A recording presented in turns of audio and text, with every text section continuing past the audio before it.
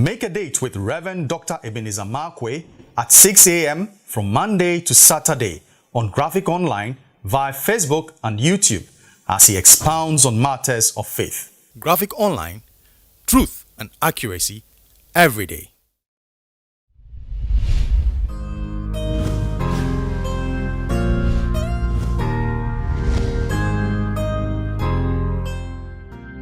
This is Reverend Dr. Ebenezer Markwei of Living Streams International, bringing you matters of faith with Graphic Online. The Christmas is over, but you know, the Christmas feel is still there. So I'll maintain the Christmas tree, but my messages will start going somewhere else apart from Christmas. I'm sure your Christmas was nice and your Christmas was peaceful and your Christmas was blissful. I'm sure your Christmas was blessed. Well, mine was blessed and mine was blissful and mine was peaceful. I'm still recovering from the fatigue of Christmas. My topic for today, I like to call Room for Everything. This morning, I'm looking at a particular woman in the Bible. Her name is Rahab, and I'm looking at the various things that she embodies, especially for the year that is coming ahead. And I want us to go with her and look at her characteristics. I'm fascinated by the fact that of all the people who are living in Jericho, of all the people who are living in the city of Jericho, only just her and her family were saved. In actual fact, it was she who was the main person that was brought out of Jericho. And I'm fascinated by the story that you'll be very surprised in Joshua chapter 6, verse 1 to 19. It reads out the story. Joshua chapter 5 and Joshua chapter 6 reads out the story of this woman called Rahab. And I am extremely fascinated by her. Now, the Bible said something about her that makes it. Why was she alone? I mean, picked up, and her family picked up. And I'm very, very interested.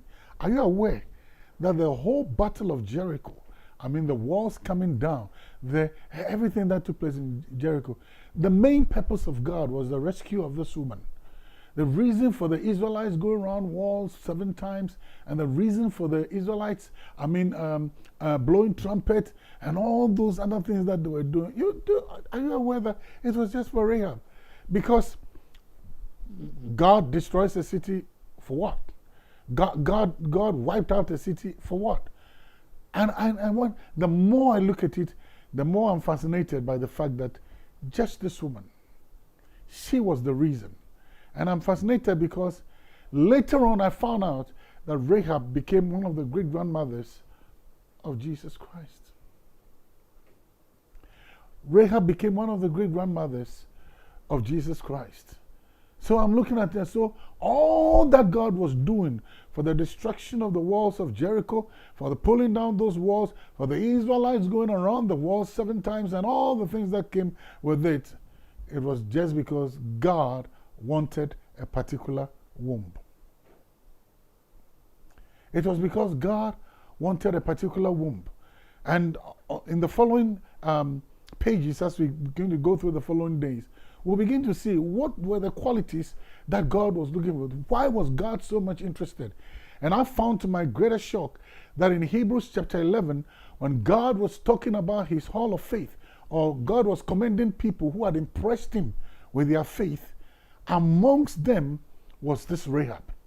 Rahab's name was in the list, and that blew me out. I mean, God interested in Rahab. Now, you'll be very, very surprised. Who was Rahab? A prostitute. Rahab was a prostitute. Yet God chose her womb. This is a woman who was at the service of men. Rich man, poor man, beggar man, thief. And yet, God said, this is who I want. What will make a prostitute impress God? And Hebrews chapter 11 holds God's hall of fame for faith. God's faith hall of fame. And Rahab was there. So something about the faith of Rahab, something about Rahab's positioning, something about Rahab's character, something about this that made sure that Rahab stood tall. And I'm going to hit this one, and then we'll move on to the next ones as the days go by. You know what Rahab means?